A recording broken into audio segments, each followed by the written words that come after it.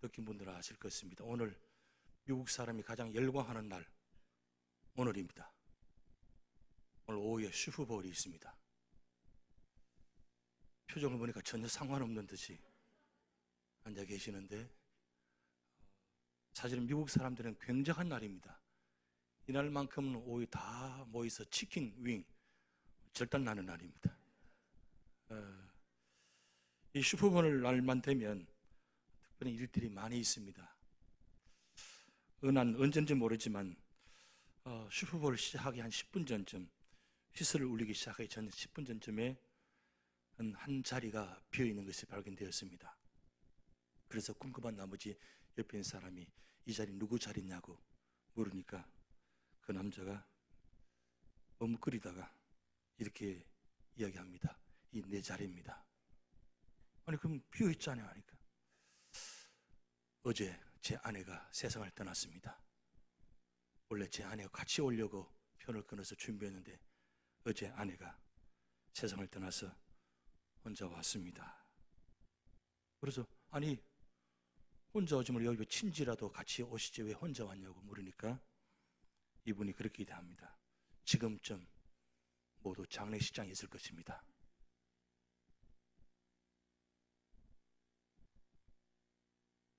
이해하셨습니까?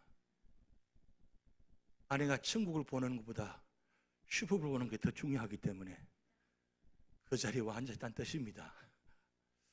제가 고민했습니다. 이것을 보여드리는 것이 좋을까 말까, 전혀 상관없는 같은 모습들이라서, 그래도 오늘 특별한 날이니까 또 저 안에 내용이 담긴 의미가 있어서 여러분 동영상을 보여드렸습니다. 침보, 정말 2012년도 정말 열광적이었습니다. 요한복음 3장 16절, 저 한 사람을 통해서 아까 보셨지만 1억 2천 명이 클릭하는 정말 놀라운 일들이 일어났습니다. 그래서 여기 인터뷰에 나오지 않지만 많은 사람들이 조롱했다고 합니다. 혼자 다 예수 잘 믿는 척 하냐고, 꼭 그렇게까지 해야 되냐고, 앞에다 붙여가지고 그렇게 했냐고. 이 믹스축구, 프로축구는 붙이지 못하게 되어 있습니다. 이 배치가. 그래서 보셨지만 대신 무릎 꿇고 기도하는 장면, 이것이 혼자 무릎 꿇었는데 온 세계에 영향을 주어서 어떤 일이 있을 때마다 무릎 꿇고 기도하는 그 선풍의 열풍이 일어났다는 겁니다. 무슨 뜻입니까? 하나님 믿는 것이 얼마나 중요하고, 성숙한 그리스도인, 정말 믿음의 사람들이 어떻게 살아야 되는가, 저런 상황에서도 하나님 믿는 믿음을 보여주시다는 것, 조사하고 비난한 할지라도 그것을 통해서 복음을 전할 수만 있다면 무릎 꿇을 수 있는 그런 믿음의 신앙. 한국에서도 우리 믿음의 사람들이, 축구 선수들이 그 골 넣고 난 다음에 무릎 꿇고 기도하는 장면 많이 봤잖아요. 많이 비난도 했습니다. 그런데 중요한 건 그걸 통해서 한 영혼이 죽기로 돌아온 역사가 있다는 사실입니다. 그런데 슈퍼볼이 왜 토요일 하지 토요일 하는 줄 아십니까? 토요일 하면 참 좋잖아요. 그래서 주일 한다고 많은 사람들이 이야기합니다. 근데 왜 하필이면 주일 하느냐? 그 이유를 찾아보았더니 주일날 하면 하나님께서 어느 팀에 점지한다는 겁니다. 믿거나 말거나, 뭐 어떤 우연일 수도 있겠지만 아무도 모르기 때문입니다. 어느 팀이 승리할지. 중요한 건 승리가 목적이 아니라 저런 현장 속에서도 복음의 도구로 사용할 수 있다는 것, 쓰임받는다는 것, 그는 웬만한 결단이 아니고는 아닙니다. 하루 이틀은 할 수 있을 것입니다. 한두 번은 할 수 있을 것입니다. 그러나 계속적으로 지속적으로 그 삶 자체가 받쳐주지 않으면 오히려 비난의 대상이 되고 조롱거리가 될 수 있을 것입니다. 그러나 누가 뭐라 해도 어떤 삶의 자리든지 어떤 환경이든지 말씀 안에서 믿음 안에서 지키면서 성숙한 그리스도인으로 믿음의 사람을 살아갈 때 하나님은 그 모습을 통해서 영광 받으신다는 사실입니다. 성숙한 그리스도인의 특징이 있습니다. 아, 저분 정말 믿음의 사람이다, 성숙한 사람이다 라고 인정한 특징인데, 첫 번째는 뭐냐면 그런 사람은 언제나 자기 중심적으로 살지 않습니다. 언제나 남을 배려합니다. 그리고 이해하려고 합니다. 받아들이려고 합니다. 그래서 무슨 문제가 생겨도 그 사람이 거기서 들어가면 모든 문제가 하나가 되어지는, 문제가 해결되어지는, 그래서 그 성숙한 그리스도를 말미암아 개인주의가 함께 하나가 되어지는 그런 역사가 나타나는 겁니다. 두 번째로는 이 성숙한 그리스도인은 언제나 마음을, 전 세계적으로 마음을 품는다는 겁니다. 마음이 요한복음 3장 16절 우리가 말씀 보셨습니다. 하나님 세상을 이처럼 사랑하사 독생자를 주셨으니 이는 저를 믿는 자마다 멸망치 않고 영생을 얻게 하려 하심이라. 주님의 마음이, 하나님의 마음이 온 세상을 품습니다. 주님은 이 땅에 오실 때 다 온 세상을 품고 오셨습니다. 그것처럼 성숙한 그리스도인은 어떤 삶의 자리든지 다 품어버립니다. 품으니까 그 품는 가운데, 그 가운데 알매가, 열매가 맺히던 사실이에요. 그리고 세 번째로는 지금 눈앞에 있는 일보다 영원한 나라를 바라보며 미래를 바라보며 살아가는 사람입니다. 성숙한 그리스도인은 현재 삶보다는 미래적인 삶을 살아갑니다. 그러기에 지금 고난을 당하고 역경을 당한다 할지라도 미래의 소망을 바라보니까 그 믿음 때문에, 그 소망 때문에 오늘 이겨낼 수 있는 사람, 그래서 그분이 함께하면 힘이 되어집니다. 다 부정적입니다. 안 된다고 합니다. 할 수 없다고 이야기합니다. 그러나 그분은 할 수 있다고 합니다. 왜냐하면 내게 능력 주시는 자리에서 내가 모든 것을 할 수 있다는 믿음이 있기 때문입니다. 그래서 그분 말 한마디, 행동 하나에 그분을 통해 영향을 받아서 모든 사람들이 긍정적입니다. 부정적이지 않습니다. 할 수 있다고 이야기합니다. 그래서 안 되는 것도 믿음 안에서 할 수 있다고 믿음을 가지니까 되어집니다. 그런 역사를 보여주신다는 사실이에요. 그리고 네 번째로는 이런 성숙한 그리스도인은 핑계를 대지 않습니다. 그 고난 당하면 그 고난을 받아들입니다. 나의 고난뿐만 아니라 타인의 고난까지도 함께 받아들입니다. 그리고 함께 나눕니다. 그래서 그는 불평이 없습니다. 불만이 없습니다. 왜요? 언제나 믿음의 자리에 있기 때문입니다. 그리고 마지막 다섯 번째, 그는 언제나 예수님 마음을 품고 있습니다. 할 수만 있으면 삶의 자리마다 말 한마디, 생각 하나가 다 예수님처럼 말하고 행동합니다. 쉽지 않습니다. 힘듭니다. 비난을 당할 수도 있습니다. 혼자 잘 믿는 것처럼 보일 수도 있습니다. 그러나 그게 연연하지 않습니다. 그렇게 사는 자체가 힘든 것이 아니라 오히려 그렇게 살아야만 기쁨이 있고 감사가 있기 때문입니다. 그렇게 살지 않고는 자기가 좌절을 할 수밖에 없기 때문에 언제나 예수님처럼 살아가려고 몸부림치며 살아갑니다. 그러기에 그의 마음이 넓어집니다. 이게 바로 성숙한 그리스도의 모습입니다. 그런데 성숙한 그리스도를 살려면 세 가지 모습이 있어야 됩니다. 첫째는 어린아이 같은 것을 다 버려야 됩니다. 어린아이의 장점도 있습니다만 단점도 있습니다. 어린아이 장점은 깨끗하고 순수합니다. 그러나 언제나 자기 주관적입니다. 그래서 자기 뜻대로 안 되면 울어버립니다. 자기 뜻대로 하면 팽개쳐버립니다. 자기 뜻대로 하면 누워버립니다. 그것이 어린아이죠. 그래서 어린아이가 그렇게 누워버리고 땡강 부를 때 어떻게 합니까? 어머니가 달려가서 일어나고 해주면 어떻습니까? 버릇이 아주 고약해야 됩니다. 그런데 이 잘못된 모습들을 하나씩 버려지는 것.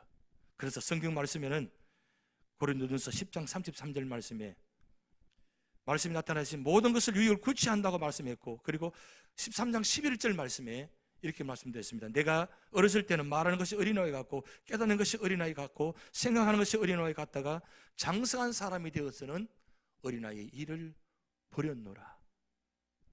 신앙생활을 30년 40년 하셨습니다. 아직도 어릴 적의 모습, 이민 오실 때 70년에 오신 분, 80년대에 오신 분, 90년대에 오신 분, 다 신앙의 모습이 다 다릅니다. 60대에 오신 분, 그때 갖고 있는 생각을 아직도 여전히 그대로 지켜나가는 분이 계십니다. 그 기준을 가지고 신앙생활을 합니다. 그 기준을 가지고 교회를 판단합니다. 그 기준을 가지고 그리고 행동합니다. 시간은 역사는 흘러갔는데 아직도 옛날 과거의 이 모습을 가지고 있는 모습, 과감하게 버려야 된다는 거예요. 그리고 두 번째로는 주님을 기쁘시게 하기 위해서 무엇인가 살펴서 행합니다. 그래서 에베소서 5장 15절에서 18절 말씀 보면 이런 말씀이 기록되어 있습니다. 그런즉 너희가 어떻게 행할지를 자세히 주의하여 지혜 있는 없는 자 같이 하지 말고 오직 지혜 있는 자 같이 하여 세월을 아끼라. 때가 악하니라. 그러면서 17절 말씀에 그러므로 어리석은 자가 되지 말고 오직 주의 뜻이 무엇인가 이해하라. 술 취하지 말라. 이는 방탕한 것이니 오직 성령으로 충만함을 받으라. 언제나 성숙한 그리스도인이 되려면 지혜로워야 됩니다. 이 지혜는 세상의 지식을 가지고 경험 얻은 것을 말하는 것이 지혜가 아니라 하나님께서 성령을 통해서 보여주신 그 하나님을 만나고 난 후에 체험한 통해서 말씀하는 이 지혜, 이 지혜가 모든 사람에게 나눠질 때에 그 삶의 자리가 아름답게 세워지는 것입니다. 지식 가지고 지혜 가지고는 이 세상을 살아갈 수가 없습니다. 물론 세상적으로 판단하면 지식을 많이 갖고 있으면 경험이 많으면 잘 할 것 같은데 지나고 보면 살펴보면 체험해보면 그것도 아니라는 사실입니다. 우리가 믿음 생활하는 이유가 무엇입니까? 우리가 말씀 보는 이유가 무엇입니까? 기도하는 이유가 무엇입니까? 바로 그 가운데서 말씀을 통해서 지식을 얻게 되고 말씀을 통해서 지혜를 얻게 되고 말씀을 통해서 변화받고 말씀을 통해서 은혜 받아서 그 삶 속에서 살아나가는 움직이는 역사, 그 삶의 자리마다 내 힘으로 살아가는 것이 아니고 하나님 주신 은혜로 믿음을 가지고 지혜를 가지고 살아갈 때 그 자리가 아름답게 세워져서 모든 사람들에게 성숙한 그리스도의 모습이 나타나는 것입니다. 그리고 세 번째로는 옳고 그른 것을 분별하는 것이 분명한 것이 필요합니다. 그래서 잠언 5장 12절에 14절 말씀 보면 말하기를 내가 어찌하여 훈계를 싫어하며 내 마음이 꾸지람을 가벼이 여기고 내 선생의 목소리를 청종치 아니하며 나를 가르치는 이에게 귀를 기울이지 아니하였던 것. 14절 우리 같이 있습니다. 많은 무리들이 모인 중에서 모든 악에 거의 빠지게 되었으노라 하게 될까 하노라. 이 역설적 이야기입니다. 말씀의 분별이 없으면, 지혜의 분별이 없으면 악한 자리에 빠질 수가 있다는 겁니다. 많은 무리들이 이야기합니다. 그 많은 무리들이 이야기하는 것이 오히려 잘못된 것이 때로는 잘된 것이라고 할 수도 있다는 겁니다. 그러기에 이렇게 판단할 수 있는 것은 세상의 지식 가지고 경험 가지고는 체험 가지고는 판단할 수가 없다는 거죠. 그래서 말씀의 자리에 있는 것이 바로 여기 중요한 자리입니다. 우리가 말씀 배울 이유가 무엇입니까? 말씀 보는 이유가 무엇입니까? 바로 말씀을 통해서 지혜를 얻게 되면 그 말씀이 우리 삶의 자리를 해석하게 만들고 말씀이 우리 고난의 문제를, 역경의 문제를, 삶의 즐거움의 문제를 해석함으로 통해서 내가 깨닫지 못하는 자리에서 말씀을 통해서 깨닫게 될 수 있다는 사실입니다. 그러기에 오늘 사도 바울은 골로새서 2장 1절 7절 말씀을 통해서 성숙한 그리스도의 모습이 어떤 모습인지를 말씀을 기록해 놓았습니다. 그런데 오늘 여러분 그림을 보시면 성숙한 그리스도의 모습, 사도 바울이 지금 로마 감옥에 있습니다. 로마 감옥에 있으면서 그는 에베소서, 빌립보서, 골로새서, 빌레몬서를 기록했습니다. 정말 대단한 일입니다. 그가 로마 감옥에 갇혀서 앞으로 살 소망이 없고 어떤 일이 이루어질지 아무도 모르는 상황 가운데서 그는 그 로마 감옥 안에 캄캄한 자리 안에서 고난의 자리에서 그냥 그렇게 고난의 자리에 머물지 않고 그는 에베소 교회를 향해서, 빌립보 교회를 향해서, 골로새 교회를 향해서 편지를 쓰기 시작합니다. 어떻게 그럴 수 있습니까? 그 가운데 절망할 수 있습니다. 비탄의 자들이 있을 수도 있습니다. 그런데 여러분 에베소서, 빌립보서 우리 작년에 본문의 말씀을 참고했습니다. 그 말씀을 보면 그가 그 안에 있으면서 내가 살 소망이 없다. 나는 이제 곧 죽을 것이다. 나는 너무 힘들다. 그렇게 기록한 것이 아니라 오히려 내가 기뻐하느니 하지 말아오느니 주 안에서 기뻐하라. 감사하라. 풍성하다. 은혜가 넘친다. 오히려 역설적으로 그의 모습은 그의 말은, 그의 필체는 전혀 비관적이지 아니하고 소망적인 글로 다 채워져 있다는 겁니다. 어떻게 그럴 수가 있습니까? 바로 그가 로마 감옥 안에 있는 것이 아니라 예수 그리스도 안에 있기 때문입니다. 우리 삶의 자리가 어떤 자리든지 그 자리 안에 갇혀 있으면 우리는 그 정도밖에 되지 않습니다. 아니, 그 정도밖에 아니라 그 안에서 완전히 절망의 자리에 있을 수밖에 없습니다.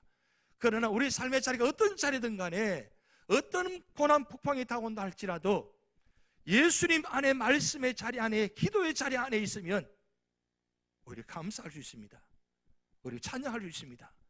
빌립보서 4장 13절 말씀, 내게 능력 주신 자 안에서 내가 모든 것을 할 수 있다. 이 말씀은 내가 비천의 채도, 풍부의 채도, 고난의 채도, 나는 예수 그리스도 안에 있기 때문에 이 모든 문제를 이길 수 있다. 이 믿음입니다. 이게 바로 성숙한 그리스도의 모습입니다. 오늘 골로새 2장 로마 감옥 안에서 골로새 교회를 바라보면서 편지 쓴 내용입니다. 그런데 오늘 2장 1절 말씀에 사도 바울이 이렇게 얘기합니다. 내가 너희와 라오디아에 있는 자들과 물론 내 육신의 얼굴을 보지 못한 자들을 위하여 얼마나 힘쓰는지를 너희가 알기를 원하노니. 이 힘쓴다는 말은 단순히 노력한다 정도가 아니고 그야말로 자기 몸을 던져가지고 그 사랑하는 마음을 가지고 모든 것을 내어놓고 밤에 잠을 자지 않고 생각하는 마음, 간절한 마음, 안타까운 마음, 사랑하는 마음, 이 모든 내용들이 다 포함되어 있습니다. 왜 그렇게 힘씁니까? 그것은 골로새 교회가 세워지기를 원하는 마음입니다.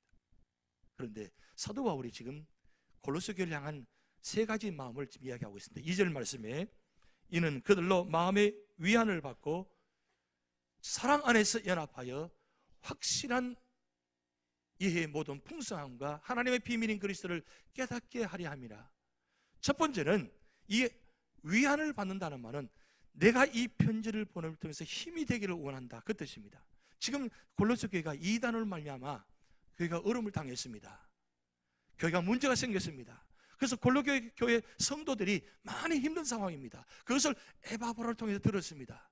그래서 사도 바울이 이 편지를 써서 이 편지가 골로새 교회 성도들에게 힘이 될 줄 믿습니다. 여러분, 편지 한 장이 얼마나 큰 위로가 되겠습니까? 아무도 알아주지 않고 인정하지 않고 이해하지 못하는 상황 가운데 누군가 어느 날 갑자기 편지 한 통이 왔습니다. 사랑하는 전통에 전화가 왔습니다. 카톡이 왔습니다. 이메일이 왔습니다. 정말 뜻밖입니다. 상상지도 못하는 상황인데 내가 어려움을 처했는데 이메일을 열어보았더니 말씀이 올라와 있습니다.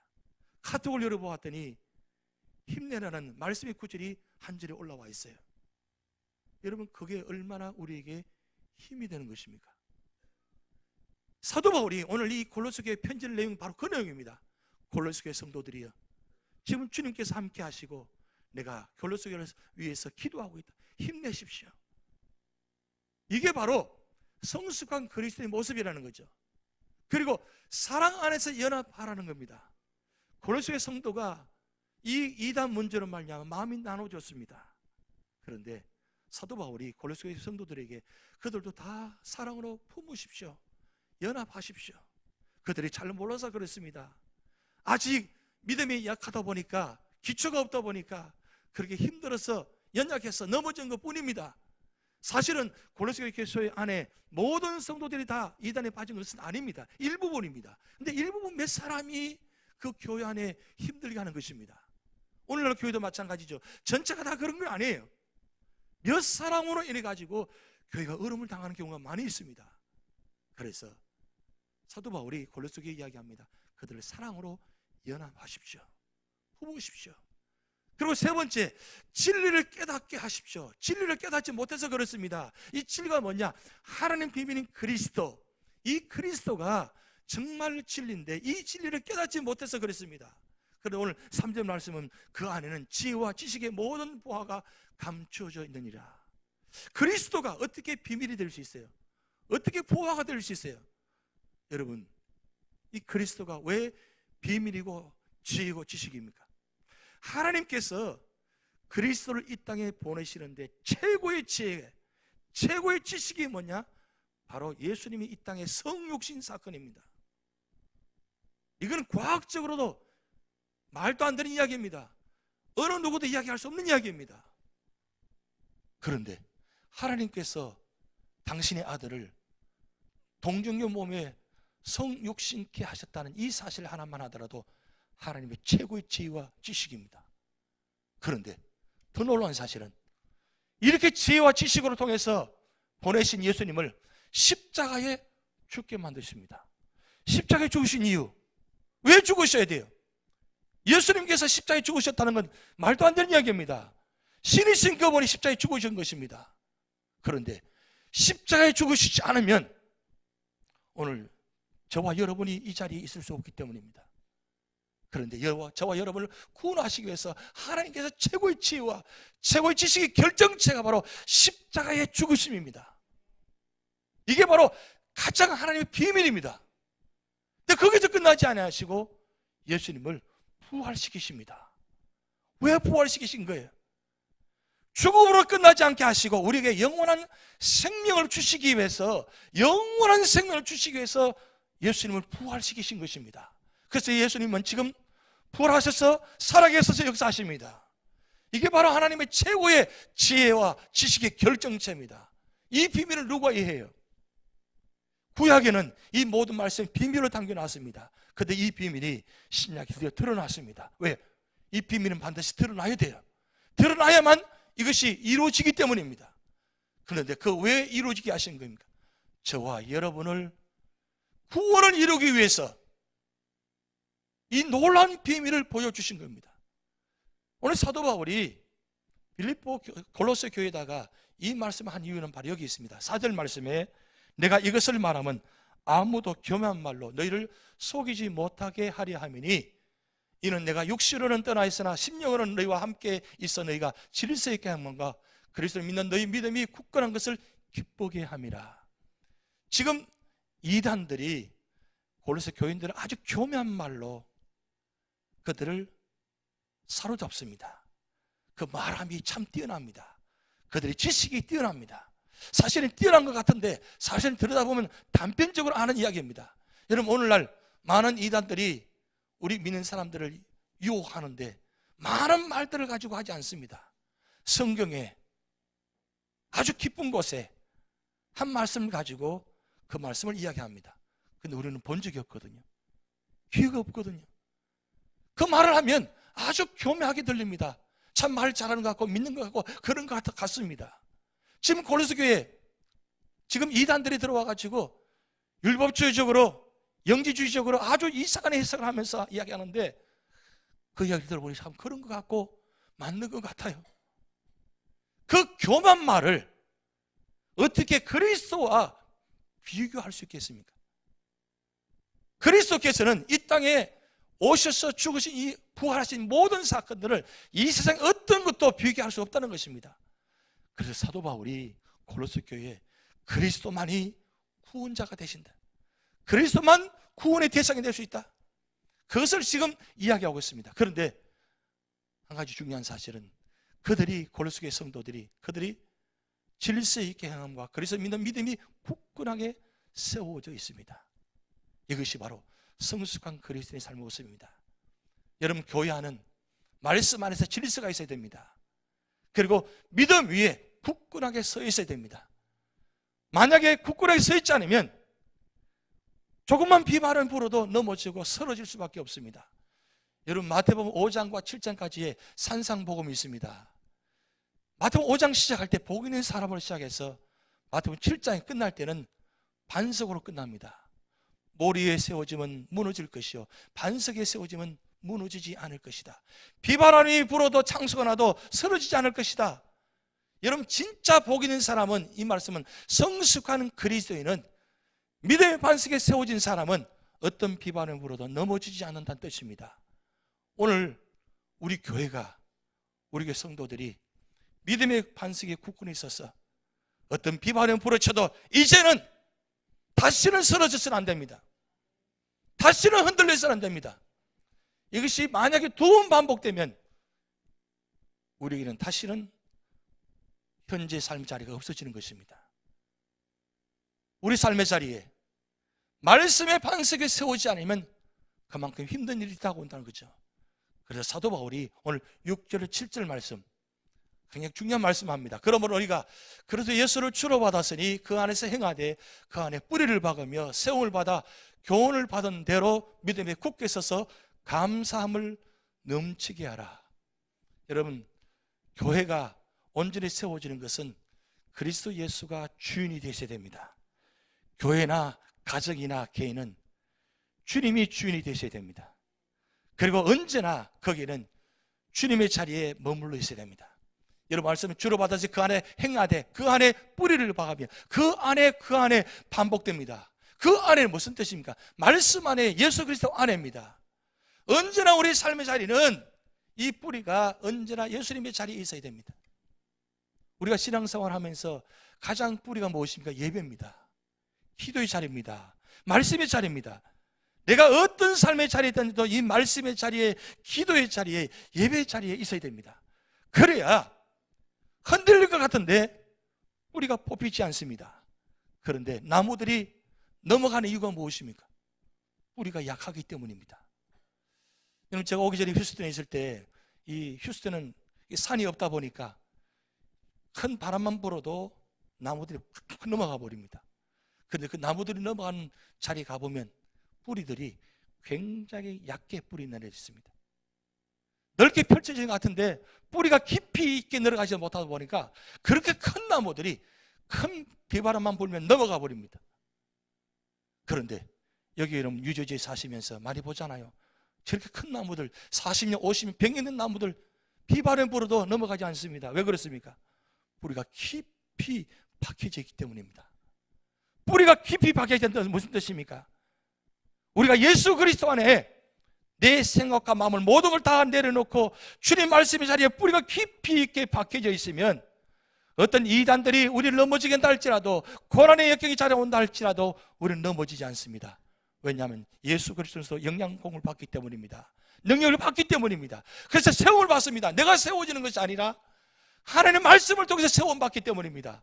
그러면 믿음에 굳게 설 수 있습니다. 그러면 자기도 모르게 하나님 감사합니다 하고 할 수 있습니다. 감사는 내가 감사하고자 해서 감사하는 것이 아니라 감사는 자기도 모르게 저절로 나오는 것이 감사합니다. 그게 진정한 감사예요. 여러분 말씀 보면 시편 1편 2절 3절 말씀 보면 이렇게 말씀 기록되어 있습니다. 오직 여호와의 율법을 즐거워하며 그 율법을 죄로 묵상하는도다. 그런 시냇가에 심은 나무가 철을 따라 열매를 맺으며 그 잎사귀가 마르지 아니함 같으니 다 같이 있습니다. 그가 하는 모든 일이 다 형통하리라. 형통하기를 원하십니까? 만사 형통하기를 원하십니까? 무슨 일을 만나든지 만사 형통에 찬송 부릅니다. 그런데 나의 삶의 자리는 예수님 뿌리 내리지 않고 있습니다. 언제나 나 중심으로 내 경험으로 하고 있습니다.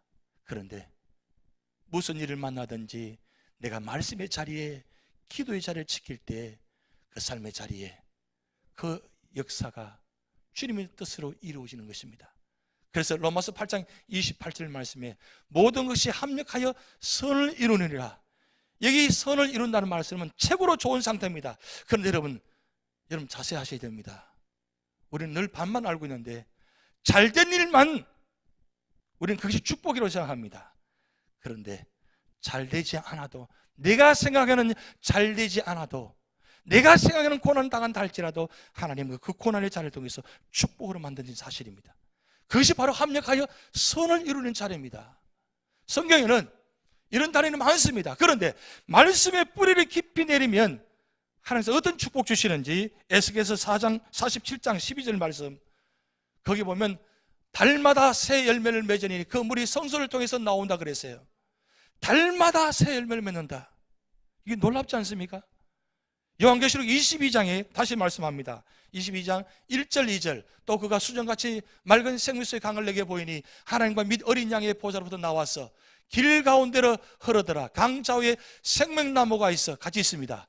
12가지 열매를 맺되 달마다 그 열매를 맺고 그 나무 잎사귀들은 만국을 치료하여 있더라. 생명수의 강에 이 뿌리가 내려져 있으면 달마다 12가지 열매를 맺힌다고 했습니다. 이런 체험해 본 적이 있습니까? 여러분, 하나님의 자리에, 믿음의 자리에 있으면 달마다 12가지 은혜를 주시는 것. 중요한 것은 우리가 얼마나 삶의 자리에 깊이 있게 뿌리를 내리고 있느냐. 아직도 그렇게 신앙생활을 오래 하셨는데 아직도 이 교회에 뿌리를 내리지 않고 있다고 생각하십니까? 아직도 내 마음이, 아직도 내 생각이 주님의 자리에, 교회에 뿌리를 내리고 있지 않습니까? 이제는 뿌리를 깊이 있게 내리셔야 합니다. 뿌리를 깊이 있게 내린다는 뜻은 하나님으로부터 은혜를 받아들인다는 뜻입니다. 인정한다는 뜻입니다. 그리고 함께한 뜻입니다. 여러분, 포도나무 가지 비유를 통해서 가지가 포도나무에 붙어 있을 때에 열매가 맺히는 것입니다. 오늘 우리 삶의 자리에 우리는 가지입니다. 주님 몸된 교회에 붙어 있어야 됩니다. 그리고 붙어 있는데 떨어지시면 안 돼요. 언제나 삶의 자리에 함께 붙어 있어야 돼요. 그런데 내 힘으로는 붙어있기 힘듭니다. 그래서 성령께서 바로 우리를 삶을 조명해 주시잖아요. 성령과 함께 하시면 우리 삶의 자리에 뿌리를 깊이 있게 내릴 수 있도록 함께 도와주실 것입니다. 성령을 사모하시기 바랍니다. 성령과 함께 동행하시기 바랍니다. 그러면 하나님께서 우리 삶의 자리에 굳건히 세워주셔서 우리 삶의 자리에 입술을 통해서 하나님께 감사가 넘치고 찬양이 넘치고, 그래서 우리 삶의 자리마다 열매가 맺혀져서 모든 사람들에게 나눠주는 그런 축복된 자리가 될 줄 믿습니다. 같이 기도하시겠습니다. 하나님 아버지, 성숙한 그리스도인으로 살기를 원합니다.